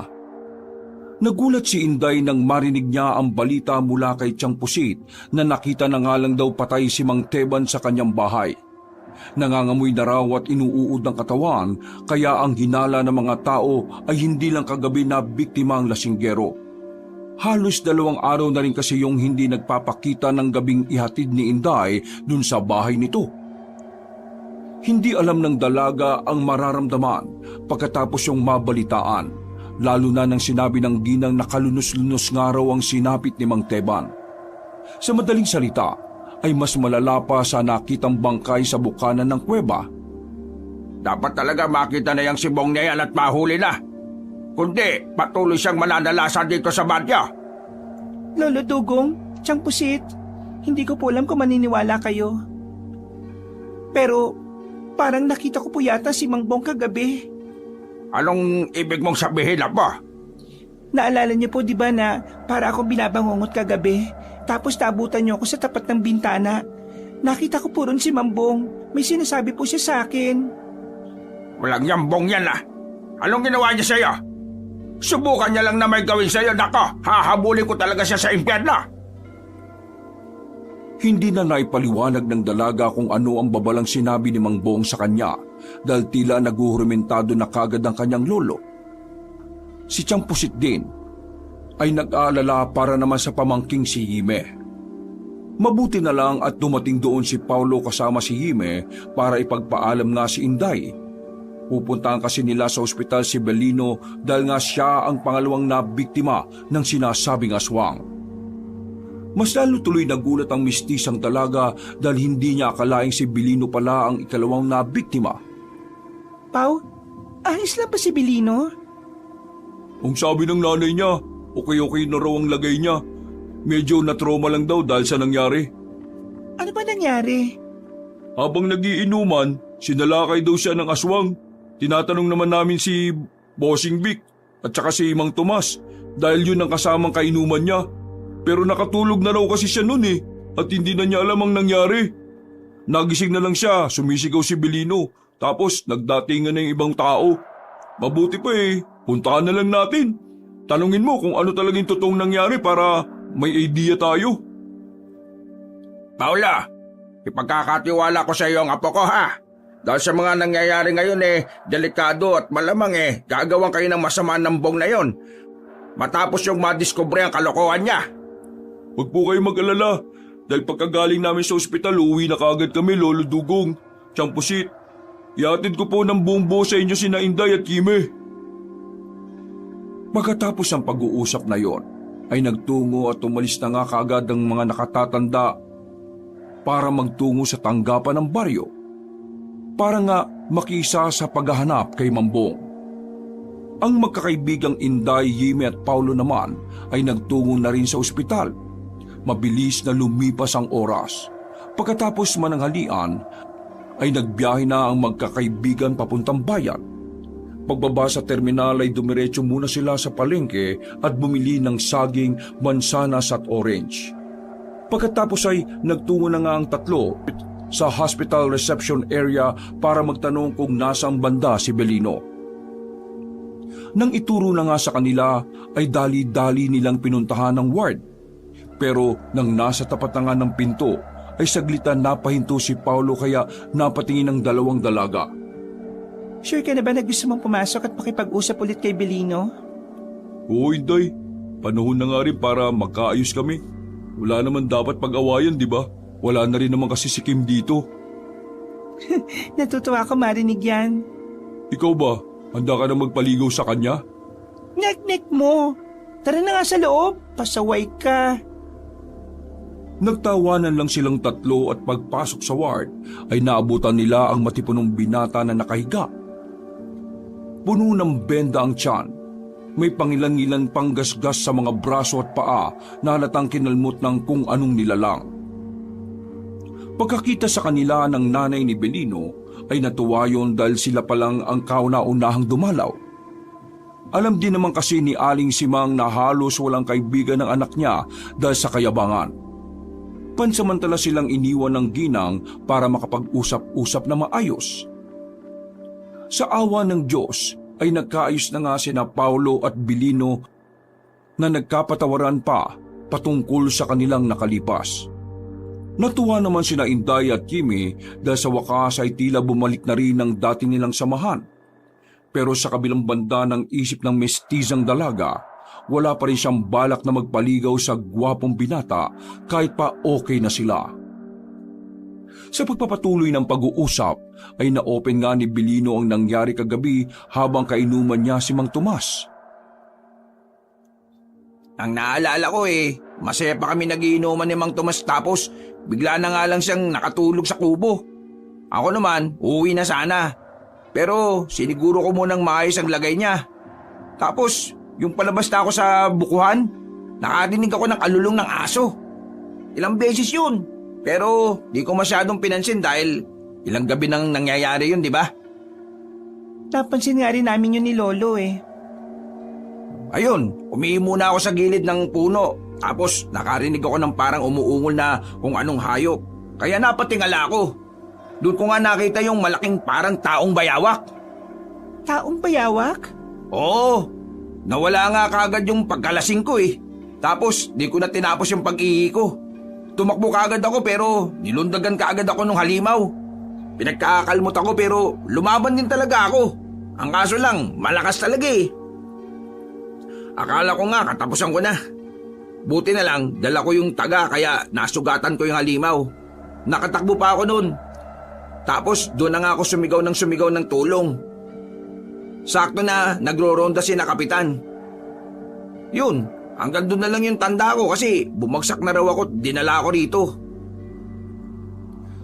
Nang marinig ni Inday ang tungkol sa taong bayawak, ay naalala niya ulit ang sinabi ni Mambong. Doon nga niya napagtanto at napagtagni-tagni ang mga bagay-bagay. Siguradong si Mambong ang gumawa niyan. Nahuli namin siya kahapon na maglilibing na naman ng aso at kitang-kita rin namin kung paano magbago yung mukha niya na parang aswang. Kung totoo yung sinasabi mo, mag-iingat kayo dahil baka kayo na yung puntiryahin niya. Minsan ko na kasi siyang napagtripan nung nakaraan kaya siguro gumanti siya. Hindi si Mangbong ang aswang na gumawa niya sa'yo. Ha? Ano? Oo nga, siya lang naman ang aswang sa lugar na to, di ba? Siya lang ang pwedeng gumawa nito kay Belino at sa mga taga-baryo. Kitang-kita naman natin nila Jimmy kung paano siya magpalit ng anyo, di ba? Naintindihan ko na ang lahat. Yung mga aso na pinapatay niya, yun ang nagtatawag ng kamatayan. Kumbaga, hinuhudyatan noon ng mga halimaw na nasa yungib doon sa guho. Minakita na sa akin yun ni Mangbong. Hindi niya tayo gustong saktan. Nagbibigay siya ng babala sa mga taga-baryo. Ano? Sigurado ka ba dyan? Oo, sigurado na ako. Paano mo naman mapapatunayan yun? Hindi pa nasugatan ni Belino yung taong bayawak. Kapag walang sugat si Mangbong, ibig sabihin hindi talaga siya ang aswang na naghasik ng lagim sa baryo. Natahimik ang lahat dahil sa sinabing yun ng mistisang dalaga at maya-maya pa nga ay pumasok na ulit si Aling Simang kasama ang doktor kaya hindi na nila natuloy pa ang pag-uusap. Bago umalis ng ospital ay may seryosong mensaheng iniwan sa kanila si Belino. Pinag-iingat niya ang mga kaibigan dahil delikado ang pakikipag-engkwentro sa mga aswang lalo na at walang gabay ng mga eksperto. Nagpaalam na nga sila sa mag-ina at nagbiyahe na kaagad pauwi sa kanilang baryo. Eksakto pagdating nila roon ay tila nagkakagulo ang mga mamamayan. Nahuli na raw pala kasi si Mambong na kasalukuyang nakakulong sa tanggapan ng baryo. Nang marinig yun ng tatlo, ay dali-dali silang nagtungo sa himpilan subalit pagdating doon ay hindi rin sila nakapasok. Bukod kasi sa maraming tao ay pinigil na rin sila nila Lolo Dugong at Tiyang Pusit. Lo, kailangan ko po makausap si Mambong. May kailangan lang po akong kumpirmahin. Hindi po pwede, Apo. Naririnig mo ba yung sarili mo, ha? Delikadong taong yon. Ginawa na nga niya ng masama yung kaibigan niyo, di ba? Nagkakamali po kayo, Lo. Hindi po si Mambong ang aswang na nambibiktima rito sa baryo natin. Inday, tama na ang pagmamatigas mo. Gusto mo bang matulad din kay Belino o kay Mang Keban? Hindi ka lalapit sa taong yan. Naintindihan mo ba? Dahil doon ay wala nang nagawa si Inday. Hindi na rin nakalma pa si Paulo at kahit si Hime na hinatak na ng kanyang tiyahin. At habang nagkakatipon-tipon ng lahat, ay biglang ang lumabas ang kapitana kasama ang ilan pang opisyal. Nagiyawan bigla ang mga tao at ang iba pa ay galit na galit kay Mambong. Nabugbog sarado ang pagmumuka habang nakatali ng maigpit. Kinwintas din ng kaawa-awang Ginoo ang bawang at kung ano-ano pang pangontra sa aswang para hindi ito makapanlaban pa. Naawa naman si Inday sa kanyang nakita. At nang masipat nilang tatlo na wala ngang bakas ng pagkataga ang nasabing aswang, ay doon nila nakumpirma na hindi yun ang aswang na sumalakay kay Belino. Totoo nga sinabi mo, Inday. Hindi siya yung aswang na sumalakay kay Belino. Lolo Dugong, tama po sinabi ng apo niyo. Ngunit sa halip na pakinggan ay hinatak lang na matandang lalaki ang kanyang apo na umiiyak na. Hindi na kasi masikmura ni Inday ang ginagawang pambubugbog kay Mambong. Hanggang sa awatin ng ilang tanod ang mga taong nananakit. Muli nilang ibinalik sa loob ang kaawa-awang Ginoo bago magsalita ang kapitan. Inanunsyo nga ng punong baryo na mamayang 6:00 ng gabi ay susunugin nila sa plaza ang nasabing aswang. Mas lalong nawindang sina Inday, Yime at Paulo. Pero wala naman silang nagawa kundi pagmasdan na lang ang mga tao na tila tuwang-tuwa. Narinig pa nila ang iba na nagbibigay ng suwestyon na isa ko rin daw si Mambong at palu-paluin katulad ng ginawa noon sa kaawa-awang aso. Pinauwi na nga muna ng mga opisyales sa mga tao at sinabing magkikita-kita na lang sa plaza mamayang paglubog ng araw. Wala nang nagawa si Inday kundi ang tahimik na maluha na lang. Pag-uwi nila ng bahay ay hindi na niya napigilan ang sarili. Napahugulgol na siya na ikinagulat naman ni Lolo Dugong. Bakit ka naiiyak ka pa? Naawa ka ba sa aswang na yon? Huwag kang maawa sa kanya dahil kung hahayaan lang siyang mabuhay, baka may iba pang madamay. Baka sa makalawa, ako mabiktima o ikaw o ang iba pang taga-baryo. Kaya hindi mo dapat iyakan ang halimaw na yon. Maniwala kayo sa sinasabi ko, Lolo. Wala pong kasalanan si Mambong. Hindi siya yung aswang na pumapatay. Matagal na siyang nakatira dito sa baryo pero wala naman po siyang ginagawang masama sa lahat, hindi ba? Hindi mo alam ang isip ng mga aswang, Inday. Delikado sila. Kaya kung ano man ang binabalak mo, huwag mo nang ituloy. Maghihintay tayo hanggang mag-6:00 ng gabi. Nagkulong na lang ng kwarto ang dalaga at doon iniyak ang lahat hanggang sa makaidlip na nga siya. Maya-maya pa, pasado 5:30 ng hapon ay nagising siya matapos makarinig ng tunog ng mga bato sa bintana. Dali-dali siyang sumilip doon. Ganun na lang ang gulat niya nang makita si Yime at Paulo. Anong ginagawa niyo rito? Baka makita kayo ni Lolo. Yari tayong lahat kung magkataon. Nakita namin lumabas si Lolo Dugong. Kaya tara na, magpunta tayo sa tanggapan habang abala pa ang lahat. Anong sinasabi niyo? Ano pa ba sa tingin mo? Di ba, ganito naman ang mga hiling mong gawin? Ang usisay ng katotohanan? Kaya magmadali ka na para mapunta na natin si Mambong. Wala na nga silang inaksayang oras. Pumuslit ang magkakaibigan at sinamantala nila ang pagkakataon habang abala pa ang mga tao sa tanggapan ng baryo. Nagpunta sila sa pinakalikuran at hinanap ang maliit na bintana sa pinagkukulungan ni Mambong. Nakita nga kagad nila ang hinahanap pero nakaramdam na naman sila ng awa matapos masipat ang bugbog saradong Ginoo. Mambong? Mambong? Gumising po kayo! Marahang nagdilat na mga mata ang nanghihinang Ginoo at nang magtapat na ang kanilang mga mata ay saka napabuntong hininga si Inday. Pasensya na po kayo. Kung nandahil sa amin kaya kayo hinuli ng mga tao. Nandito po kami para pakawalan kayo. Wala nang saysay pa. Kung pakakawalan niyo ako, masama na rin naman ang tingin ng tao sa akin. Bukod doon, nangihina na ako. Malapit na akong mamatay. Hindi po kami papayag. Ililigtas namin kayo at tutulungan niyo po ang baryo laban sa taong bayawak. Huwag niyo ngayaang kumahol ang mga aso dahil yun ang hudyat ng mga abwak. Isara niyo rin ang yungib bago pa makakyat ang iba na nasa pinakailalim. Hindi na nakasagot pa si Inday dahil nakarinig na sila ng mga yabag ng tao. Maya-maya pa nga ay pumasok na ang kapitan at ilan pang opisyal. Nagtago ang magkakaibigan sa gilid para hindi sila masipa. Kaya't dinig na dinig nila kung paano pa lupugin ng mga nasa silid ang walang kalaban-laban na Ginoo. Matapos magtawanan ay binuhat na nga siya at inilabas ng silid. Malungkot naman na nagtinginan sina Inday, Yimi at Paulo dahil wala rin silang nagawa sa huli. Paano? Nahuli na tayo ng dating. Susunugin na nila si Mambong. Anong gagawin natin, Yimi, Paulo? Hindi ko na rin alam. Pasensya na kayo at parang wala naman akong naitulong. Napaiyak naman si Yimi at napayakap na lang kay Inday. Kaya ganun na rin ang ginawa ni Paulo.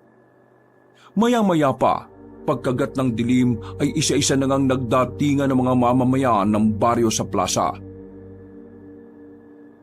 Nagpunta na rin doon ng tatlong magkakaibigan. Tumayo lang sila sa bandang kanan habang itinatali na si Mambong sa nakaposting kahoy. Malungkot na pinagmasdan ni Inday ang kaawa-awang Ginoo hanggang sa hindi niya namalayang napapaluha na pala siya. Pinunasan niya yon pero hindi pa rin tumitigil ang pagpatak ng luha. Hanggang sa makarinig siya ng boses sa kanyang isipan. Huwag kang umiyak. Hindi mo kailangan iyakan ng isang katulad ko. Kapag nakita ka ng mga tao na umiiyak baka pati ikaw, madamay. Pagdidiskitahan kanila, Ineng. Ha? Mambong, nakakausap mo ako sa isip? Paano? Maiwaga mga aswang, Ineng. Bukod sa pangit na anyo, may iba't ibang kakayahan din ng bawat isa. Depende sa ipinagkakalob sa kanila. Kung nakakaya niyo po akong kausapin sa isip, bakit hindi niyo po gawin yan sa mga taong narito? Iligtas niyo po ang sarili niyo. Ipakita niyo rin sa kanila ang ipinakita niyo sa akin nung gabing yon para maliwanagan sila. Hindi lahat ay may kakayahan at abilidad ng pagtanggap katulad mo, Ineng. Basta sundin mo na lang ang mga sinasabi ko kanina. Huwag niyong hayaang kumahol ang mga aso dahil yun ang hudyat ng mga abwak. Isara niyo rin ang yungib bago pa makakyat ang iba na nasa pinakailalim. Kapag hindi natakpan ang kuweba, mga nganib ang lahat ng taga-baryo. Nawala na ang kanilang komunikasyon nang hampasin ng kapitan ng 2x2 ang hita ni Mambong. Hindi na nakagawang umiyak ng malakas ang Ginoo dahil nanghihina na talaga siya. Maya-maya pa ay nagsalita na nga ang punong baryo at ipinaalam sa lahat na pupuksain ang sinumang mag-aasik ng lagim sa buong baryo.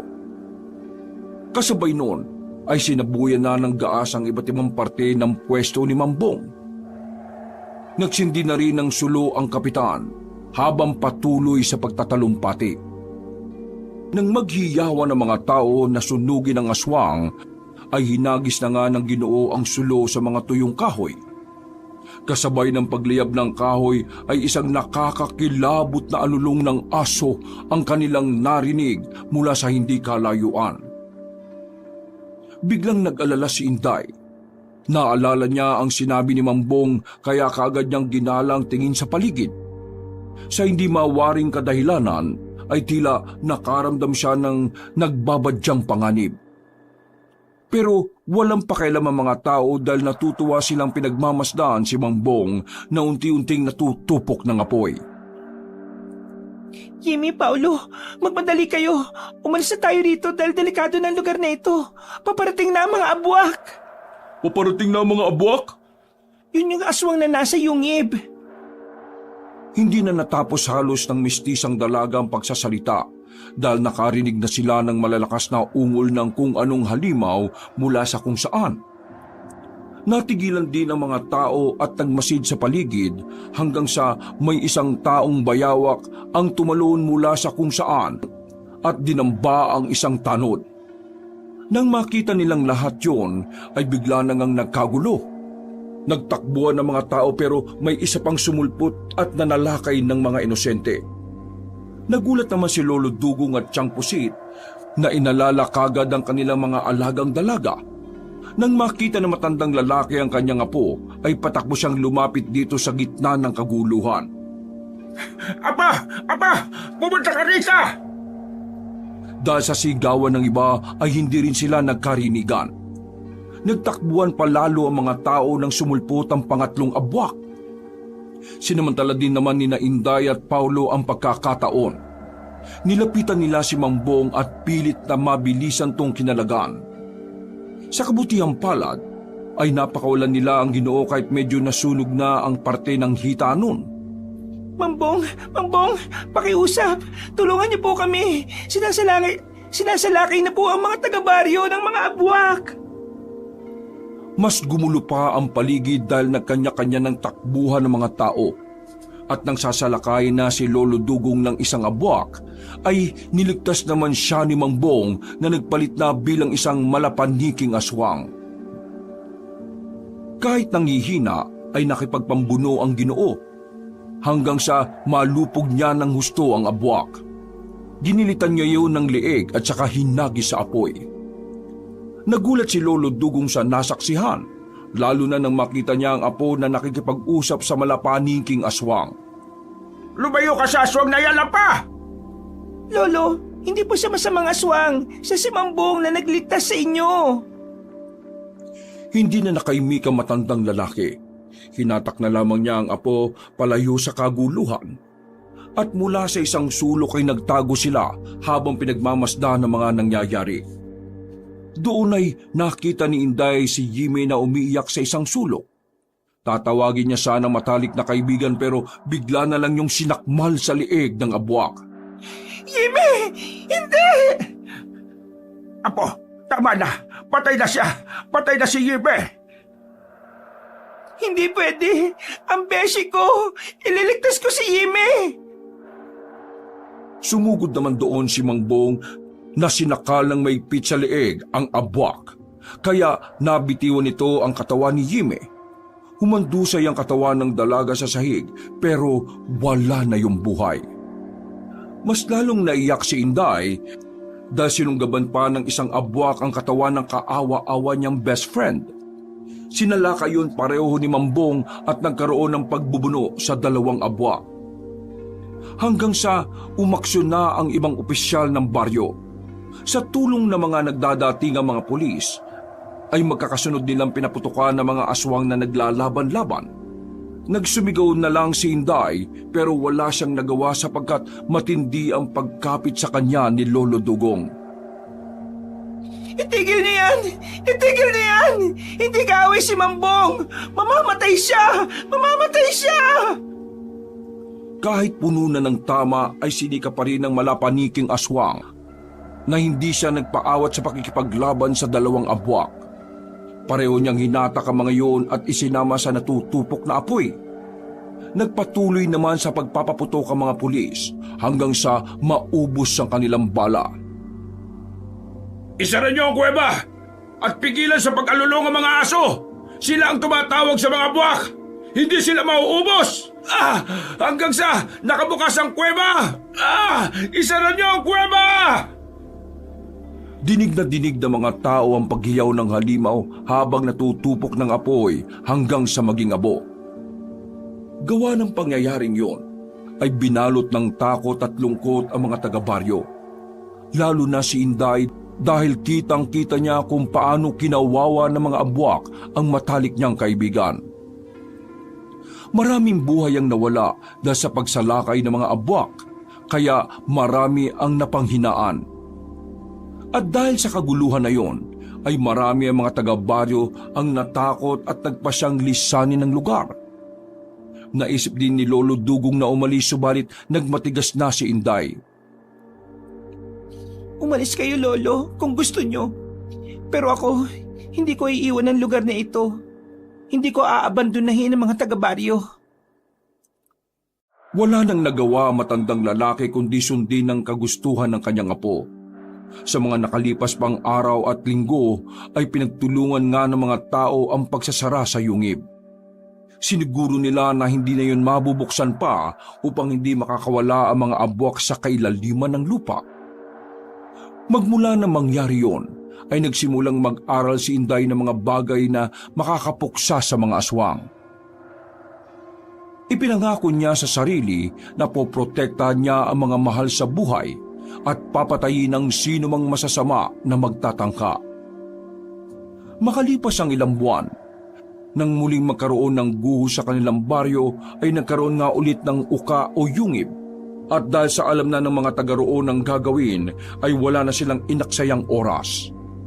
Pinagtulungan na nga nilang isara ang nasabing kuweba bago pa may lumabas na halimaw galing doon. Natuto na sila at simula nga nang mangyari ang insidenteng yon ay madalas nang pinakikinggan ng mga tao ang mga sinasabi ni Inday. Magmula rin kasi ng huling pag-uusap nila ni Mang Bong ay tila nabuksan ang kakayahan niyang patungkol sa mga hindi pangkaraniwang bagay. Mas tumalas ang kanyang pandama at pangitain, kaya mas nilaliman niya ang pag-aaral patungkol sa mga mahihiwagang bagay. Hindi nagtagal ay naging katukatulong niya sina Paulo at Bilino sa paglutas ng mga kababalaghan sa kanilang baryo. Hindi nila pinahintulutan ng anumang gawa ng kasamaan na mamayani. Kaya nakilala sila hindi lang sa buong baryo, kundi sa buong probinsya na rin. Wakas!